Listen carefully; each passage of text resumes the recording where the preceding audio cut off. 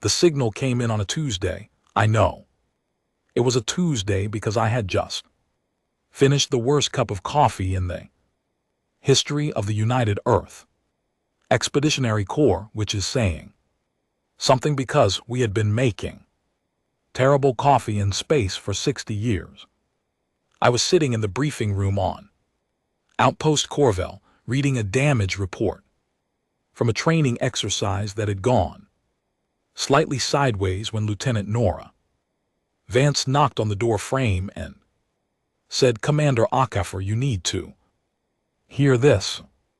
I set down the report. Nora's voice had a particular quality to it that I had learned to pay attention to over 4 years of working together. It was not panic. Nora did not panic. It was something quieter and more serious than panic.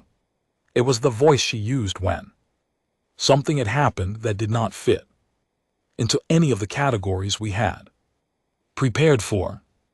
The signal was from the Velhari. I had heard of them. Most people in the Corps had. They were a small species, amphibious, about the height of a 12-year-old human child, and they lived on a cluster of wet green worlds in the middle of what the Galactic Accord called the Outer Passage. They were not politically significant. They did not have large armies or powerful trade networks. They were in the polite language of interstellar diplomacy.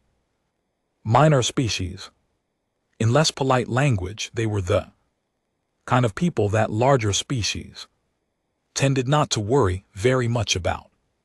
The signal was a distress call, not a formal request for mediation, not a diplomatic inquiry, a distress call, the kind with the audio feed running underneath the text transmission, so you could hear what was happening in the background while the words scrolled across the screen.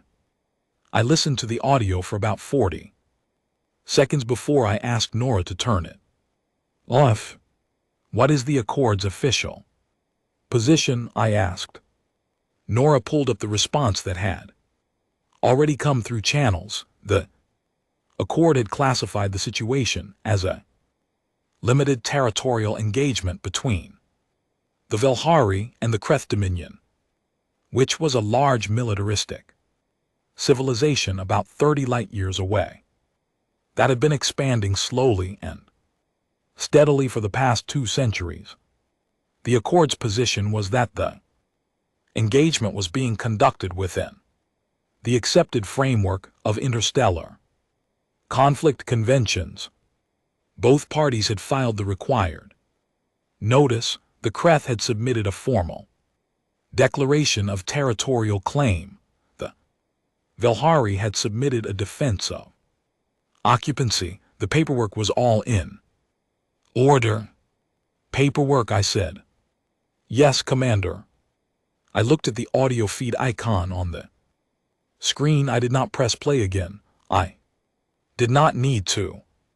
Here is what I knew about the Kreth Dominion that most people in comfortable positions far from the Outer Passage did not fully appreciate. The Kreth were a proud species. They had a strong warrior culture built around the concept of honorable engagement. In their system, war was a formal process. There were rules, there were announcements.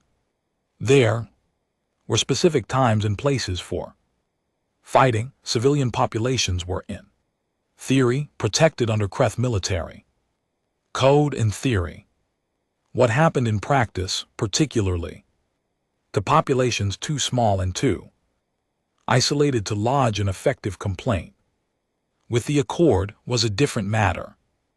And the Accord's oversight was not what anyone would describe as thorough. "They are asking for observers," Nora said. "That's what the formal request says, a neutral party to witness the engagement and report to the Accord." And the Accord approved it. The Accord approved the observer request. They have not assigned anyone yet. I looked at her, she looked at me. We're technically a neutral party, I said. Technically, she said, we haven't signed the conflict conventions. No, I said. We haven't. This was true. Earth had been in contact with the Galactic Accord for 19 years. We had trade agreements, we had communication protocols, we had an embassy of sorts staffed by a rotation of diplomats who spent most of their time explaining to other species why humans were complicated, what we did not have because our government had spent 19 years arguing about it was a signature on the Accord's conflict conventions, the document that governed how member species were permitted to conduct warfare, intervene in conflicts, and operate in contested zones. We were not bound by it. At the time, the Accord treated this as an administrative inconvenience, a paperwork gap that would eventually be resolved. They did not consider the implications. I filed the observer request that afternoon. I listed our unit as neutral. Human observers attending under humanitarian assessment protocols, which was a description I invented on the spot, and which no one challenged because no one had a framework yet for challenging it. I requisitioned transport. I told my unit to pack for a wet weather deployment. Corporal Owen Fletcher asked if we were bringing weapons. We're observers, I said. He looked at me. Bring the weapons, I said. The Velhari homeworld, the one they called Orith, was 8 days of standard travel from Outpost Corvin. I spent most of those 8 days reading. I read everything I could find about the Kreth Dominion, their military structure, their command traditions, their documented engagements over the past 50 years, their wins, their losses, how they communicated, how they supplied their forces, how they set up forward positions, and most importantly, what they believed about the nature of conflict. The Kreth believed that war was a conversation between warriors, a structured exchange with agreed-upon language. You announced your intentions. You engaged at appointed times. You accepted certain outcomes as final. It was in its way almost elegant. It had kept Kreth warfare from becoming total annihilation for centuries. Their culture had evolved around it. Their entire military identity was built on the idea that a true warrior fought within the form, and that fighting outside the form was not war, but something lesser, something shameful. I made a note of that. I made a lot of notes. Private Callum Drake, who was 22 years old and from a small town in northern England, and who had joined the Corps because he thought space would be interesting, sat across from me in the transport cabin and watched me filling pages of handwritten notes in a small brown book. Are you making a plan? He asked. I'm making observations, I said. You look like you're making a plan. Observers observe, I said. He was quiet for a moment, then, Commander, are we actually just going to watch? I looked up from my notes. Callum had the kind of face that was still carrying some of the softness of youth, but his eyes had already lost it 4 years in. The Corps did that. You learn to look at things directly. We are going to observe, I said very carefully. We arrived at Orthon on morning, low cloud cover, light rain, the air smelling of salt and something floral that I could not identify. The Velhari who met us at the landing point were polite and exhausted in the particular way of people who have been afraid for a long time and have run out of the energy for it to show. Their delegation leader was a small, older individual named Eshin, whose translator rendered their voice into something calm and precise. "You are the human observers," Eshin said. "We are," I said. "The Kreth have already established their forward position. They have announced the first formal engagement for 3 days from now, sunrise, the eastern field." I looked at the eastern field. It was flat, open ground about 2 km wide, perfect for the kind of structured line versus line engagement that Kreth doctrine preferred. "And your people," I asked, "where are they?" Eshin looked at me with large, wet eyes that held something I recognized from a long time ago, from a different world, from a different kind of conflict. It was the look of someone who already knew how the story ended and was simply waiting for it. "We are here," Eshin said quietly. "We are waiting." That night I sat outside the temporary shelter we had set up on the edge of the settlement and looked at the lights across the eastern field. Kreth campfires, ordered, evenly spaced, the kind of fires that announced their position clearly and with confidence, because in Kreth military tradition, concealment of your camp was considered a form of deception unworthy of a warrior. Owen sat down next to me. He was quiet for a while. "What are we going to do?" he asked.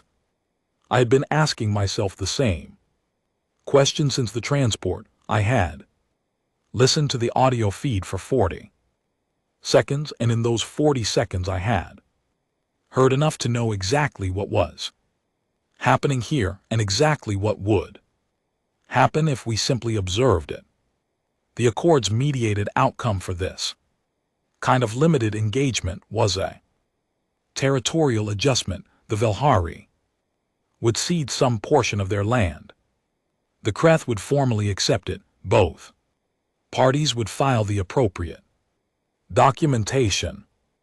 The Accord would record it as a resolved dispute, and the Velhari who lived on that land and on the land adjacent to it, and in the settlements that depended on it, would have whatever future the Kreth decided to permit them.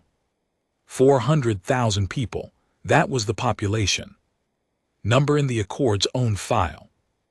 I picked up the radio. I called back to the Corps relay station. "This is Commander HFY at Orith.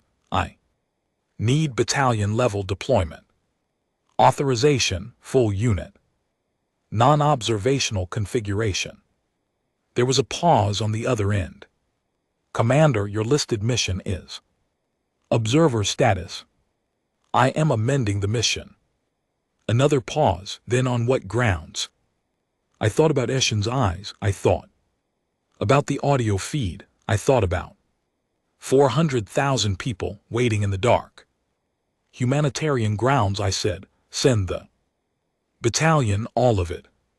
There was a longer pause this time. Then the relay officer said carefully, "Commander, the Accord representative on station has already flagged your presence and is requesting clarification of your unit's mandate.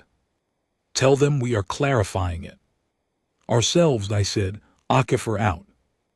Owen was watching me. "Now we have a plan?" he asked. "Now," I said, "we have a plan." I spent the rest of the night at the table in our shelter with a map of the eastern field and everything I had written in my small brown book. Over 8 days of travel, Nora sat across from me. Callum made more of the terrible coffee. Outside, the Kreth fires burned in their neat, ordered rows, and somewhere across the field their war speaker was no doubt preparing his formal declaration for 3 days from now, confident in the structure of the engagement, confident in the conventions that governed it, confident that whatever came next would follow the form He was not wrong to feel confident, not yet. But in the morning the Accords representative, a tall, thin creature from a species called the Vithrone, arrived at our shelter and stood in the doorway with the particular stiffness of someone who expected to be obeyed. Commander HFY, it said through its translator, your unit is registered as observers. You have no sanctioned combat mandate under Accord Convention. I looked up from my map. I know, I said. Then you understand that any action beyond observation is a violation of your registered status. I understand that you believe that, I said. The Vithrone representative was quiet. For a moment, you are bound by the Accord's framework as a registered participant in this observation. We are registered as observers, I said. That is accurate, but observer status under Accord protocol does not require signatories to the conflict conventions. We signed the observer agreement. We did not sign the conventions. I turned back to the map, which means the conventions do not apply to us. I heard the representative draw in a breath. You cannot simply decide the conventions do not apply. I did not decide that, I said. Your legal framework decided it 19 years ago, when it allowed non-signatory species to file for observer status without requiring convention compliance. I did not write that rule. I am simply the first person to notice it out loud. The representative stood there for another moment. Then it said in a voice that had gone very flat, you are making a serious mistake. Perhaps, I said, but it is our mistake to make. We never agreed to make yours. It left without another word. Nara watched the door, then looked at me. So we're doing this, she said. We are doing this, I said. She nodded once slowly, the way she always nodded when she had already calculated the odds and decided the odds were not the relevant consideration. Then she picked up her own map and said, then let's talk about the northern ridgeline. I smiled. We got to work. When people ask me what the first day of the Orith engagement felt like, I tell them it felt like finally speaking a language I had been thinking in my entire life. I had grown up on Earth in Lagos, where my grandmother used to say that every problem was a locked room and patience was the key. But patience, she also said, only worked if you were the one who decided when to open the door. The Kreth had never met anyone who thought about doors that way. They were about to. The Kreth military was impressive by almost any standard in this part of the galaxy. They were large physically, powerful, disciplined, and experienced. Their units moved with precision. Their commanders communicated through layered system of signal flags and low-frequency tones that allowed near silent coordination across significant distances. They had fought by the Accord's records 37 formally declared engagements in the past century and won 34 of them. The 3 they had not won had ended in negotiated settlements that gave them most of what they wanted anyway. They knew how to fight. There was no question about that. What they did not know was how to fight us. The formal engagement was scheduled for 3 days from our arrival, sunrise. Eastern Field. We had 72 hours and a battalion that had been training for exactly this kind of situation, even if none of us had called it that until now. The first thing I did was send Nora with a small team to the northern ridgeline at 2:00 in the morning on the first night, not to fight, Not yet. Just to walk the ground quietly and place a few survey markers in positions. That the Kreth camp lit up like a formal declaration of presence would have no reason to look for. The second thing I did was talk to Eshin.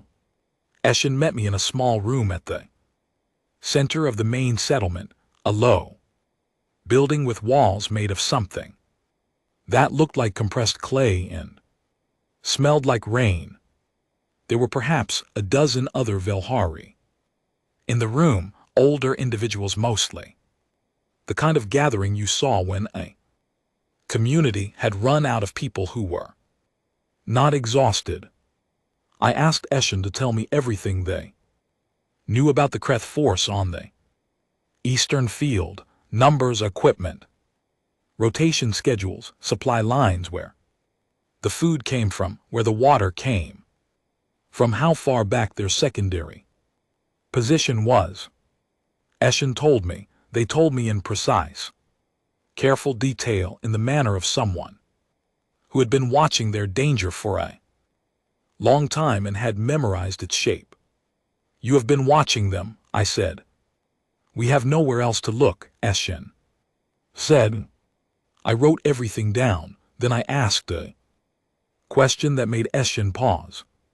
Where do they feel safe? I asked.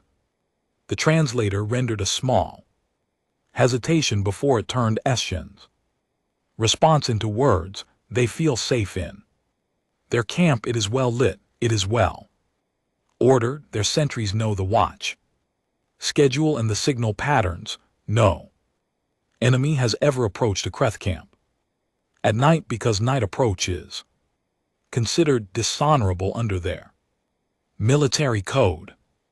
I know, I said. How far is the camp from their supply line? Eshin looked at the map I had unfolded. Between us, 4 km, there is a narrow path through the grove to the southwest. Is it patrolled? Lightly. It is a supply path, not a forward position. I made a note. Owen Fletcher had been sitting in the corner of the room, being very still, in the way that young soldiers learn to be still when their commanders are working through something. When we stepped outside, he fell into step beside me. We're going after the supply line, he said. We are going to observe the supply line, I said. He made a sound that was not quite a laugh. Is that what we're calling it? That is exactly what we are calling it, I said, and if anyone from the Accord asks, you heard me say it. He grinned. It was a good grin, young, a little uncertain but real. You know, back home my dad always said that the most dangerous person in any argument isn't the loudest one. It's the one who already knows how it ends.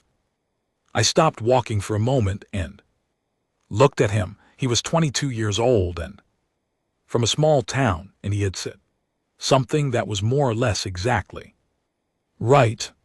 Your dad sounds smart, I said. He's a plumber, Owen said, but yeah. The first night, we did nothing visible. We moved in small teams through the darkness, along the edges of the grove, through the low ground west of the field, learning the terrain the way you learn a room in the dark, by touch and patience. The Kreth sentries did not see us, because we were not where they were looking. They looked outward toward the Velhari settlement, because that was where an enemy was supposed to come from. We came from the other direction. No engagement, no confrontation. We mapped their positions, their sight lines, their timing. We learned where the gaps were. We went back before first light and slept in shifts, and the ones who were not sleeping were studying the maps. The second day, the Accord representative came back, this time with a written notice formally transmitted through the Accord's communication system, advising our unit that our activities as Observers were being monitored, and that any action inconsistent with observer status would result in an immediate, formal complaint to the United Earth Government. I read the notice. I filed it in the back of my small brown book. Then I went and found Sergeant Dale Hooper, who was our unit's best navigator and who had spent his entire career finding routes through terrain that other people had declared impassable. Dale, I said, the Western Grove can. We move a full team through it at night, without visible light. Dale looked at his own map for about 30 seconds. Yes, he said, if we go in 2 lines and the rear team keeps one hand on the shoulder of the person in front. How long? 40 minutes, give or take. Good. He paused. Commander, the supply convoy runs at what time? 3:00 in the morning, I said. Second night running. He nodded slowly, and we would be in position by 2:30, I said.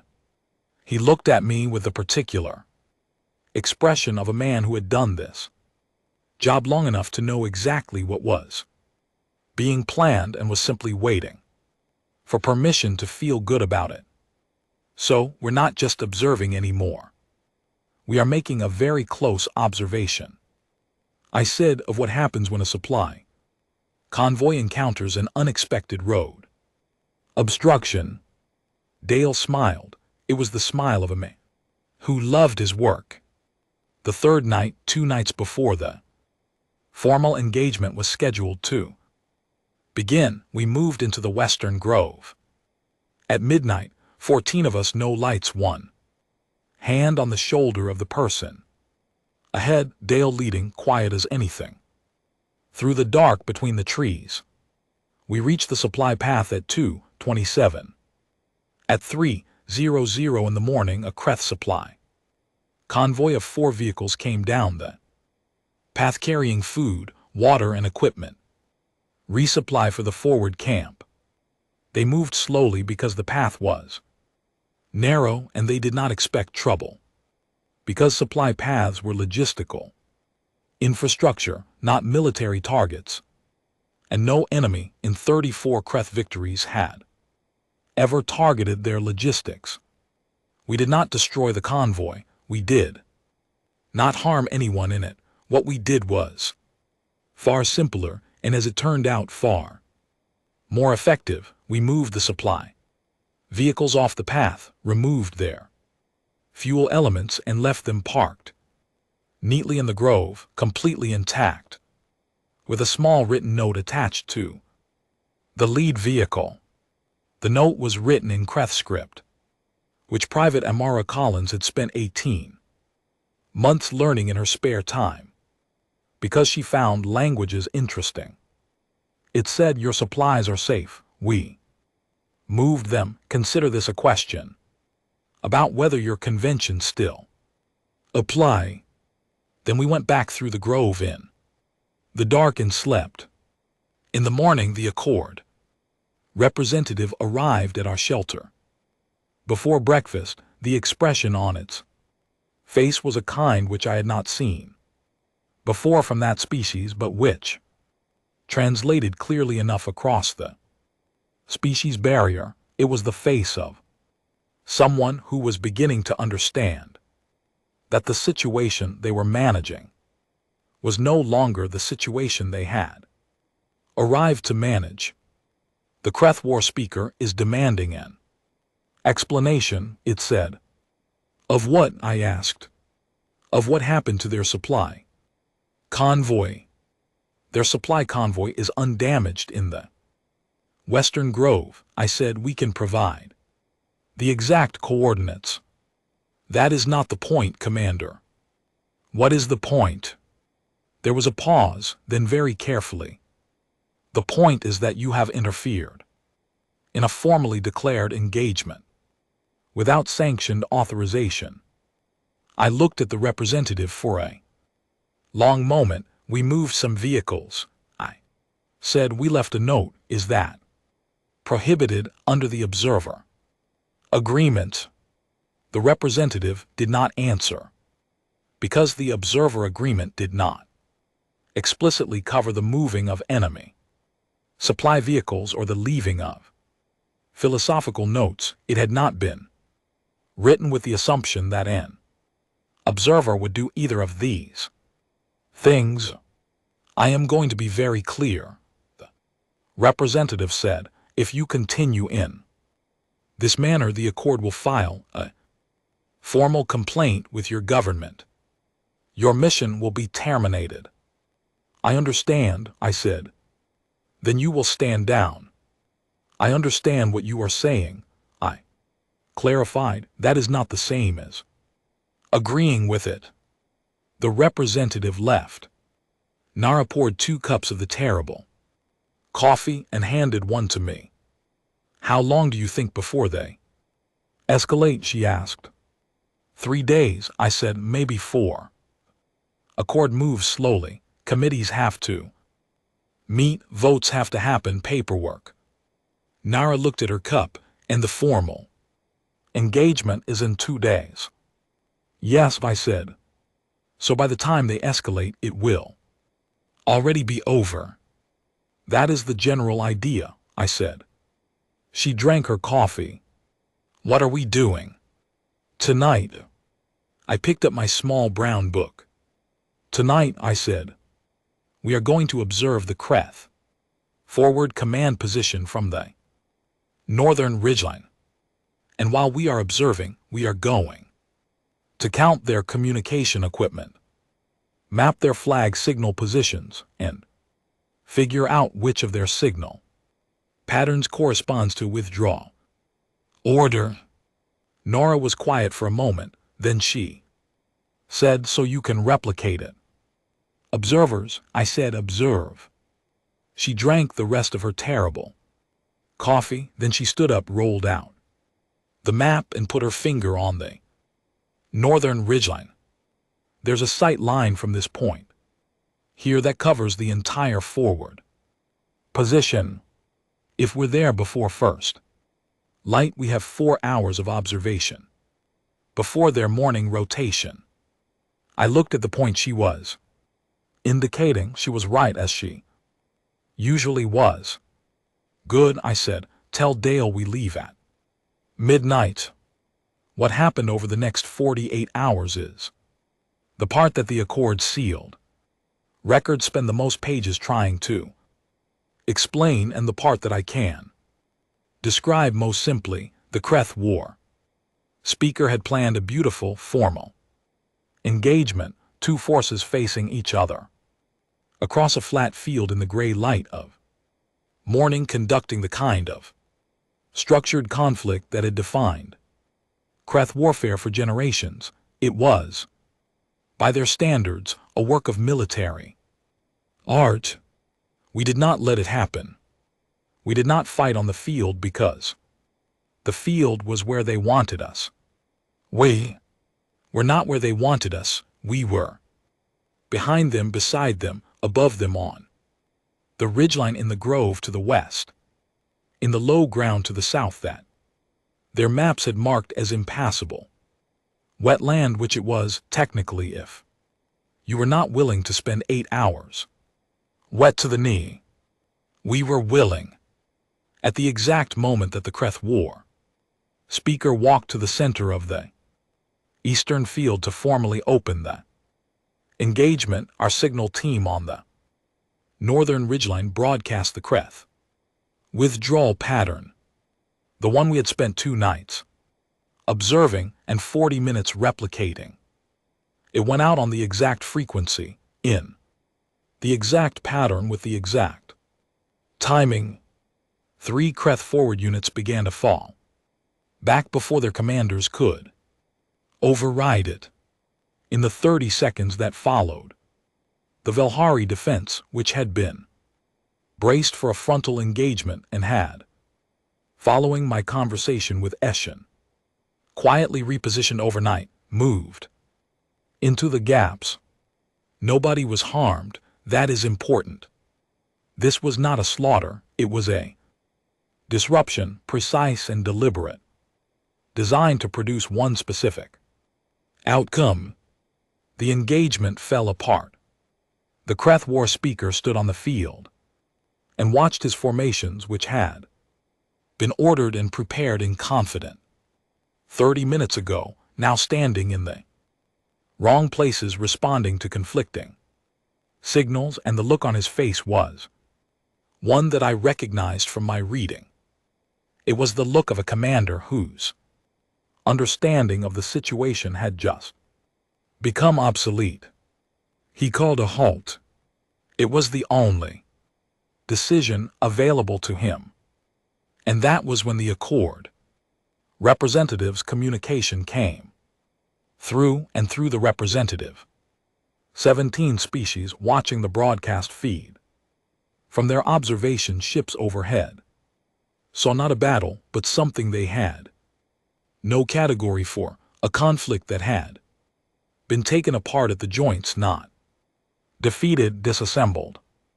The Accord representative's message was short. Commander HFY, you have violated the spirit of every convention governing civilized interstellar warfare. I thought about Eshen's eyes. I thought about the audio feed. I thought about 400,000 people. I sent one message back. Name one convention we agreed to. I'll wait. They had no answer, not because they were not smart, not because they were not looking, but because the answer was the same one I had found on the first day in the briefing room, drinking terrible coffee on a Tuesday. We had never signed, and that changed everything. What no one tells you about a long campaign is that the moments between the action are where most of the real work happens. It was 11 days after the Eastern Field engagement, and I was sitting in a temporary shelter with a map that had been redrawn 4 times and a cup of something warm that Amara had made from local Velhari plants, which tasted roughly like tea made by someone who had only been told about tea and had never actually seen any. I drank it anyway. Corporal Owen Fletcher sat across from me, holding his own cup with both hands, looking at the fire element in the center of the shelter with the particular quiet of someone who was working something out. Commander, he said, go ahead. He was quiet for another few seconds. Are we the good guys? I looked at him. He was not being casual. He was asking the way young people ask important questions when they have been carrying them for a while and finally run out of reasons not to speak. I did not answer right away. I thought about the question carefully, which is what it deserved. It would have been easy to say yes, easy and quick, and it would have closed the conversation in a way that left everyone comfortable. But Owen had asked it in earnest, and earnest questions deserve real answers. What made you ask? I said. He turned his cup slowly. I keep thinking about what the Accord representative said about the spirit of the conventions, and I keep thinking, are the conventions wrong, or are we wrong for ignoring them? That is 2 different questions, I said, and they both matter. He nodded. The conventions, I said, were written by species that had already made war into something manageable, something with edges. They look at conflict and they see a process that can be controlled, and they built rules to control it, and the rules work more or less when everyone follows them and everyone has roughly equal power. The rules protect the strong parties from each other. Owen was listening. They protect the weak parties from nothing. I said, not really, a Velhari objection filed with the Accord mediation committee takes 8 months. 8 months is a long time when someone is taking your land. He nodded again, slower. So the conventions are wrong, he asked. The conventions are incomplete, I said. They handle the middle of the problem and ignore the edges, and the edges are where the Velhari live. He thought about this, outside the rain that had been threatening all morning finally arrived, soft and even, pattering on the roof. And us, he said, are we wrong for what we're doing? This was the real question. I knew it. And he knew it. I don't know, I said, which was the true answer. I know that we have not done anything irreversible. I know that nobody has been seriously hurt. I know that the Kreth supply convoy is sitting in the Western Grove intact, waiting to be claimed. I know that the engagement on the Eastern field did not produce the outcome the Kreth intended. I paused. I know that this morning Essen told me that 4 settlements in the southern lowlands are still occupied, still there because we bought time. Owen looked up. We didn't save anyone, I said, yet. We disrupted a timetable. We created uncertainty. We made the Kreth pause. And in the space of that pause, people are still in their homes. I set down my cup. Is that being the good guys? I don't know, Owen, I know. It's being the effective ones, and right now effectiveness is what those 4 settlements need. He was quiet for a long moment. The rain came down steady and soft. My mom always said, he said slowly, that the difference between a good person and a useful person is that a good person feels bad about necessary things, and a useful person does the necessary things anyway and feels bad later. I looked at him. He was 22 years old and, sometimes without warning, he said things that were exactly right. Your mom sounds smart, I said. She teaches primary school, he said. But yeah. I picked up the redrawn map. Sergeant Dale Hooper came through the door, shaking rain off his jacket. He dropped into a seat, looked at the map, and said the second supply route is active. They shifted it east after we moved the first convoy. I know, I said. You already have a plan. I always have a plan. Dale looked at Owen. Has she always been like this? I don't know, Owen said. I've only known her 4 years. She has always been like this, Nora said from the corner without looking up from her own work. I allowed myself a small smile, which was my version of laughing, and picked up my pen. Here is what the Accord sealed records do not mention, because the records were written to describe military events, and this was not precisely a military event. Over the 11 days following the Eastern field disruption, we conducted 14 separate operations. None of them were direct confrontations. All of them were what my notes called structural interventions, which was the phrase I used because it was accurate and because it sounded less alarming than what we were actually doing.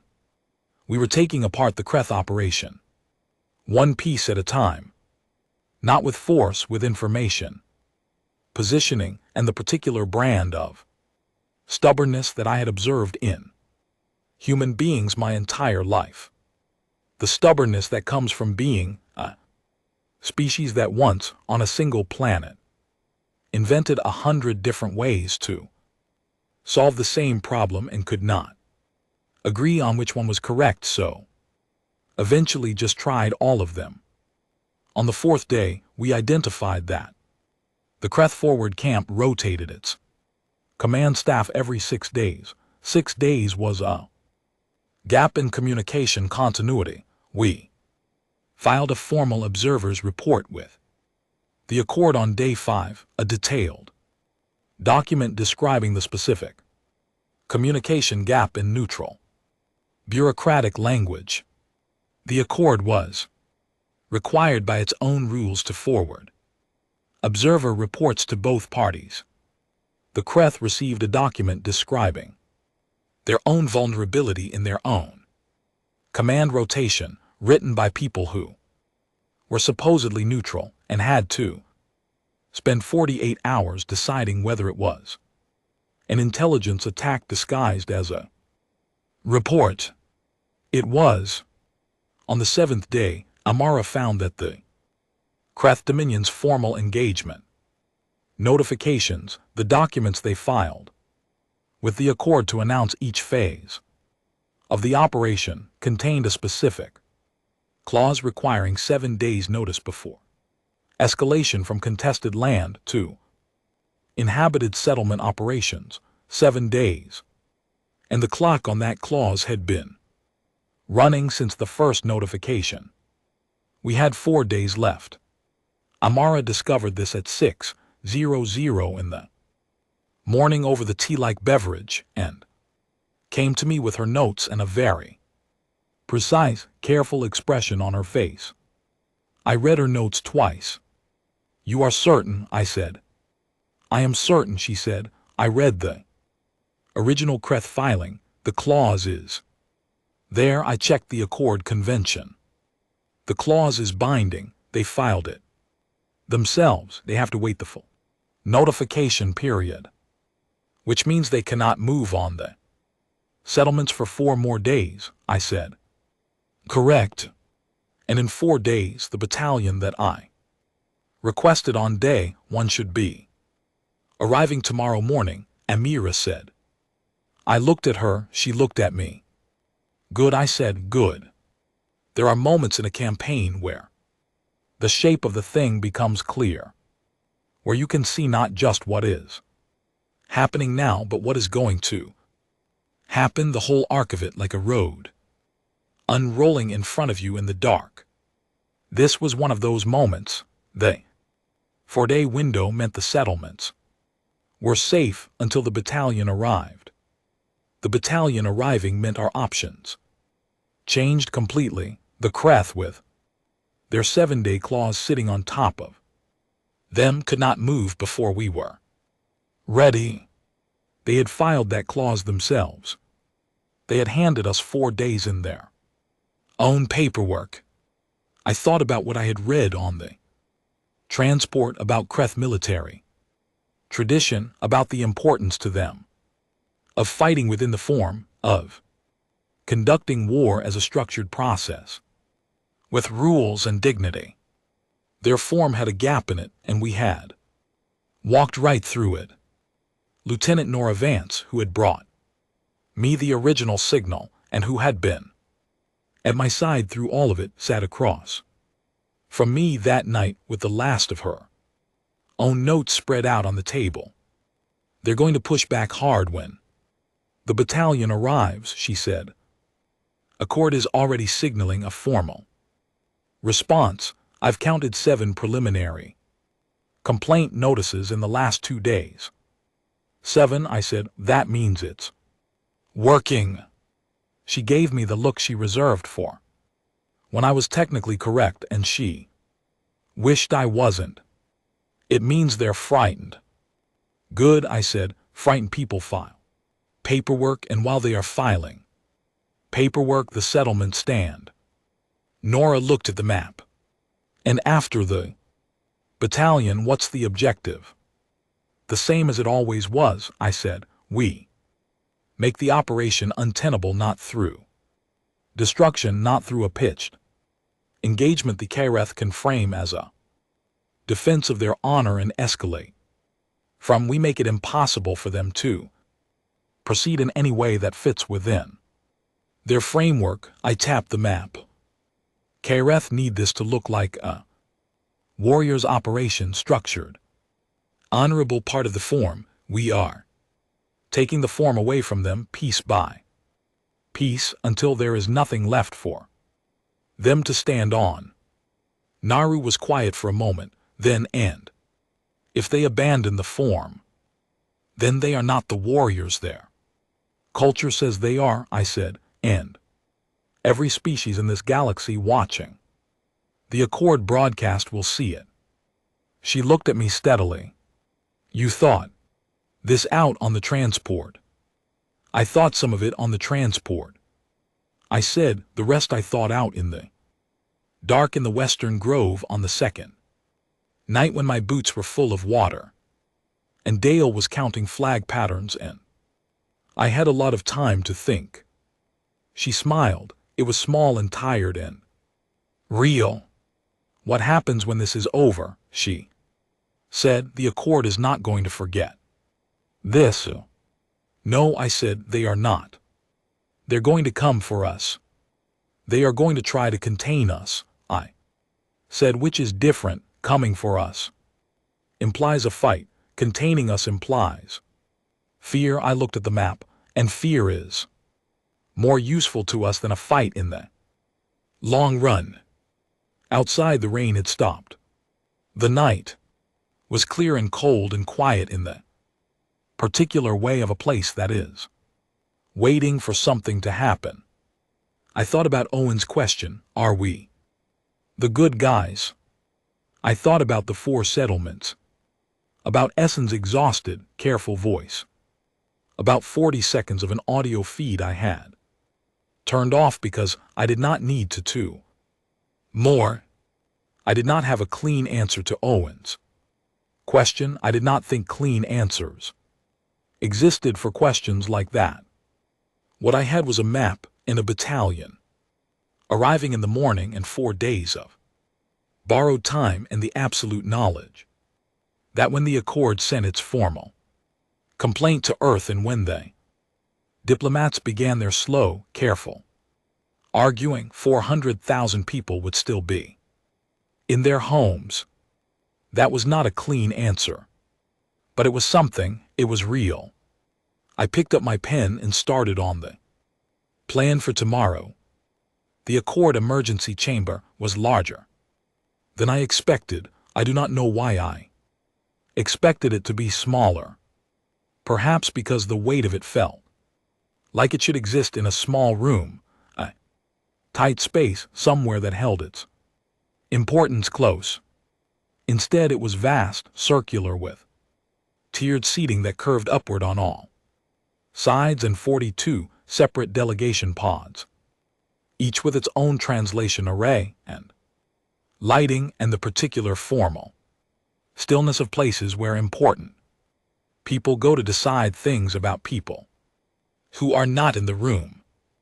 I was in the room. That was unusual. They had allowed it, I was told, because it was technically required under Accord observer protocol. A registered observer could not be formally reviewed without being given the opportunity to address the chamber. My legal team, 3 very calm Earth diplomats who had flown in overnight, had made sure the request was filed correctly. They had made me stand. There was no seat designated for me. I stood. 42 species looked at me. Some of them I recognized from files. Many of them I had never seen before. They came in more shapes and sizes and colors than I had names for, and the chamber hummed quietly with the sound of 42 translation arrays running at once. The chair of the session was a Vith Rani, named Counselor Oreth, tall and precise, with the manner of someone who had managed difficult situations for a long time and believed firmly in the power of structure to contain them. Oreth opened the session with a summary of the formal complaint, which took 22 minutes and covered 11 specific instances of what the complaint called systematic disruption of a formally declared interstellar engagement and willful exploitation of convention loopholes by a non-signatory party. I listened to all 22 minutes. When Oreth finished, there was a pause, and the chamber was quiet except for the translation arrays. Commander Akefer, Orith said, you have been granted address time. You may speak. I had prepared notes. I had spent 3 evenings on the transport back from Orith writing out what I wanted to say, in careful, logical sequence, addressing each of the 11 formal charges with the specific legal and procedural reasoning that my Earth diplomats had helped me construct. It was a good argument. It was precise. It covered everything. I did not use it. I looked at the chamber. 42 species. Some of them ancient, some of them powerful beyond anything Earth had yet achieved, all of them watching me, this human being standing without a chair in the middle of their room. I said, I have one question. Orith's posture shifted slightly. You have been given address time to respond to the complaint. I know, I said. My question is the response. I looked at the nearest translation array. The Accord's own records document the population of the Velhari southern settlements at the time the Kareth Dominion filed their engagement notice. You have those records. Counselor Orith has those records. Every delegation in this chamber has access to those records. I paused. Under the Accord's mediated outcome, using the standard territorial adjustment formula for a level 3 engagement, how many of those 400,000 people would have remained in their settlements after the formal resolution? Silence. Not the deliberate procedural silence of a chamber waiting for a speaker to continue. A different kind of silence. The kind that happens when a question lands somewhere real. Orith said, Commander, the mediated outcome is a standard process designed to resolve territorial disputes with minimum escalation, and I know what it is designed for, I said. Quietly, I asked what the number would be. Another silence. A delegation from a species I did not know, smaller than most in the chamber, in the upper left tier, shifted in its seat. A small movement. I noticed it. The Accord's mediated process, Orith said, is not the subject of this review. The subject is your unit's conduct. My unit's conduct, I said, resulted in the current status of those 4 settlements which, as of this morning, remains occupied by their original population. I let that sit for a moment. Would the Accord like to provide the number that the mediated process would have produced? I am asking.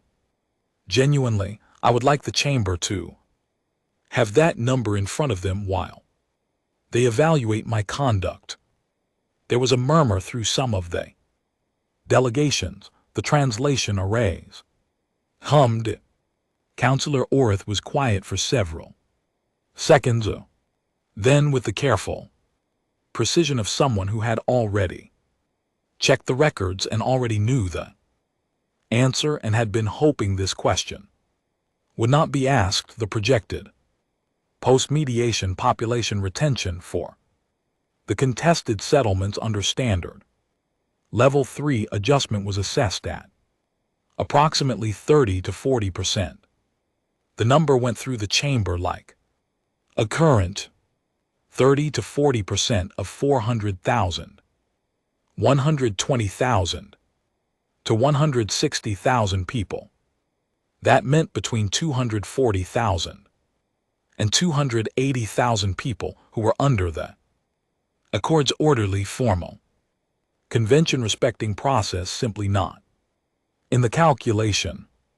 I did not say anything. I did not need to. The chamber was very quiet. Orith said in a different tone now, Commander Akefer, the Accord's processes exist to maintain interstellar stability and prevent escalation. The conventions, I said, were signed by 38 of the 42 species in this room. They were not signed by the Vilhari, who were not a member species when the conventions were drafted. They were not signed by the Kreth Dominion until 60 years after the original document, which is why the territorial clause language favors established powers, and they were not signed by us. I looked at the chamber. This review is about what we did. What I am asking is whether the alternative was better. Not for the process, for the people. The upper left tier, the small delegation, they were very still now. But it was the stillness of attention, not discomfort. Orth said, "You will appreciate that.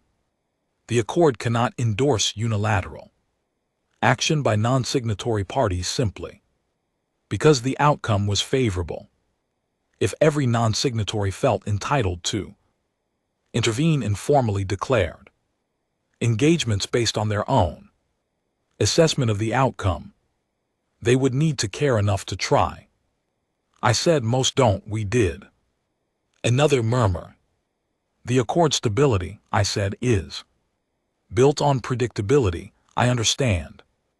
That predictability requires rules, and rules require compliance, and compliance is easier when everyone agrees. I understand all of it. What I am asking this chamber to also understand is that stability built on conventions that absorb the disappearance of 200,000 people and call it an acceptable outcome is not a stability I agreed to protect." I stopped. I had said what I came to say. Orth looked at me for a long moment. The chamber was quiet. The translation arrays hummed their continuous neutral sound. "We will recess," Orth said. I was escorted to a waiting area off the main corridor. It was a plain room with 2 chairs and a small table and a window that looked out onto a corridor, and after about 10 minutes an Accord administrative clerk came in, a species I did not recognize. Small, quick-moving, with large eyes. The clerk set down a cup of something hot on the table near me and looked at the door and looked at me. Then, in a voice almost too quiet for my translator to catch, said, "My home world was almost of El Hazard once." Then the clerk walked out. I looked at the cup. I looked at the door. I picked up the cup and held it in both hands and let it warm them. Outside in the corridor, 42 species were deciding what to do about us. I was not worried. I had done what I came to do, and the number was in the chamber now, and numbers like that do not leave rooms. They stay. They change the temperature of things. They make certain arguments harder to say out loud. I had learned that a long time ago, not in space on Earth, in a very different kind of room, arguing about a very different kind of problem. Some problems are the same shape everywhere. I drank the hot drink and waited. The vote was 38-4. I know some people expected me to be angry about it. A few journalists on Earth wrote pieces about the indignity of the ruling, the arrogance of the Accord, the way they had treated us. I read the pieces with mild interest and then put them down. I was not angry. I want to be clear about that, not because I was resigned or defeated or had given up. I was not angry because the vote made complete sense to me, and I had seen it coming since the day I filed the observer request and knew that what we were doing was going to end exactly here. The resolution passed on a Thursday. Humans were formally prohibited from participating in any sanctioned accord, conflict as combatants, advisors, or observers. The Accord framed it as a safety regulation. I read the full text. of the resolution on the transport home. The word they used most often was unpredictable. That word appeared 14 times in a 12-page document I counted. They were afraid that we were unpredictable. They were afraid that we did not follow the form. They were afraid that if humans were allowed into their carefully structured system of managed conflict, the system would stop being manageable, that other species would watch what we did at Orith and begin asking the same questions we had asked, that the conventions would start to feel less like protection and more like offense. They were right. That was the part they could not say out loud. The resolution talked about stability and precedent and interstellar security, but what it was actually saying in the language underneath the language was, you showed everyone that the rules have gaps and now we need you to go away before anyone else notices. I stepped off the transport in Lagos on a gray afternoon in November, and my grandmother, who was 91 years old and had survived 3 different kinds of catastrophe on Earth and was sharper than anyone I had ever met in space, was standing at the edge of the landing pad with a cup of actual real coffee. I walked over to her. She looked at me for a long moment. They banned you, she said. They did, I said. She handed me the coffee. From what? Exactly. From war, I said. She thought about this. And is there less war? I looked at the sky. Not yet, I said. But there will be. She made a sound that was neither agreement nor disagreement, which was her way of saying she was waiting for proof. I gave her the proof. It took 5 years. The first sign came 14 months after the resolution passed.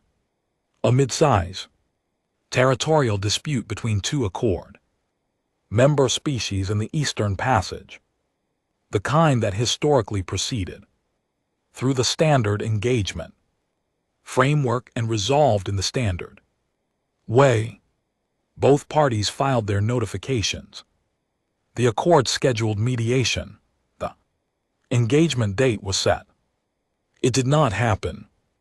Both parties withdrew their engagement filings within 48 hours of each other, citing what their respective diplomatic notices called change strategic assessment. The Accord recorded it as a successful pre-engagement mediation.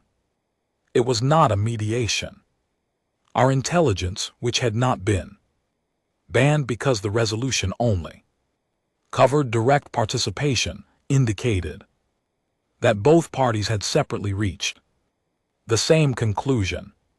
If we start this engagement and it does not resolve cleanly and one of us or both of us is losing, there is nothing to stop the humans from deciding to observe. They did not want us to observe, so they did not fight.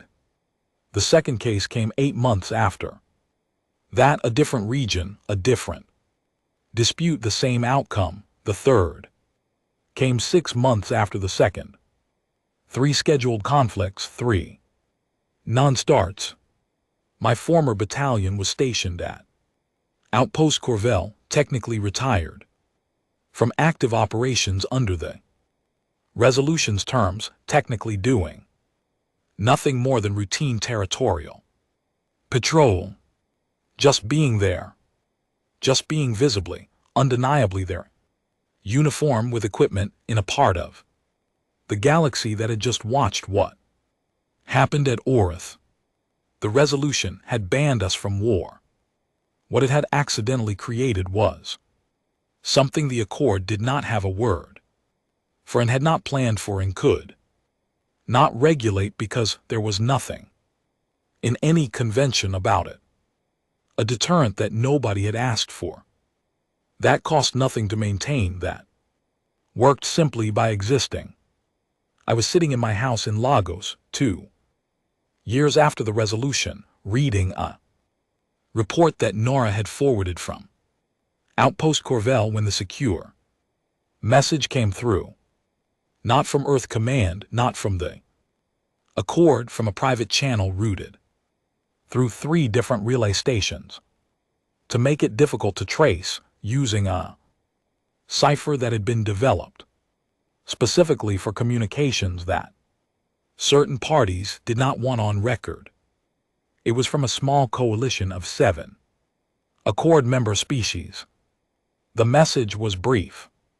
It asked whether the United Earth Expeditionary Corps would be willing to participate in an informal arrangement, not a combat role, not an advisory role. Both of those were banned. Something different, a presence role, a standing agreement that human units would maintain positions at specific locations in specific corridors, specific regions, and would be available in the event of a significant violation of convention protections to exercise their own independent judgment about what kind of observation was required. The message was careful not to use certain words. I read it twice. Then I called Nora. Have you seen this? I said. I drafted the response, she said. I laughed. It was a real laugh, the kind I did not do often, and it surprised me a little. What did you say? I asked. I said we would think about it, she said. I thought you should actually think about it before we committed. That was thoughtful of you. I am very thoughtful, she said. Have you thought about it? I looked out the window at the gray November sky. I thought about Owen's question, which I still did not have a fully clean answer to. I thought about the 3 scheduled conflicts that had not happened. I thought about the clerk in the Accord waiting room and the hot drink and the quiet voice. I thought about my grandmother asking if there would be less war. The resolution banned us from participating, I said. It did, Nora said. Being present is not participating. It is not, she said. Being present is just being there. And if our being there makes certain parties hesitate, then they hesitated, she said. We did not do anything. We were just there. I was quiet for a moment. Tell them yes, I said. Nora was quiet for a moment on her end. Then I'll send it.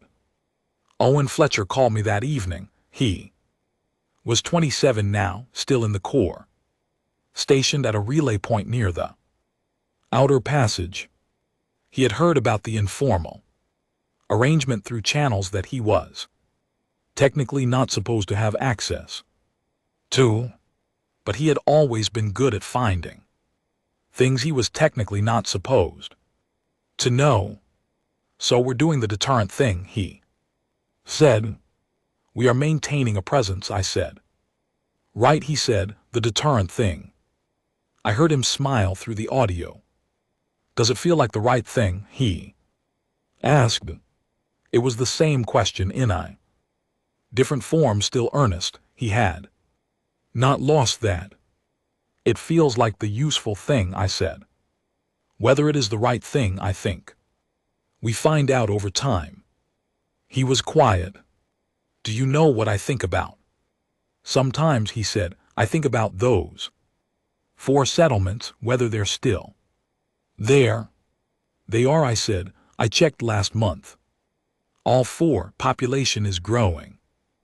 Actually, there is a school in the largest one now. He did not say anything for a moment. A school, he said. A school, I said. Another silence, but a different kind. The kind that fills up with something other than worry.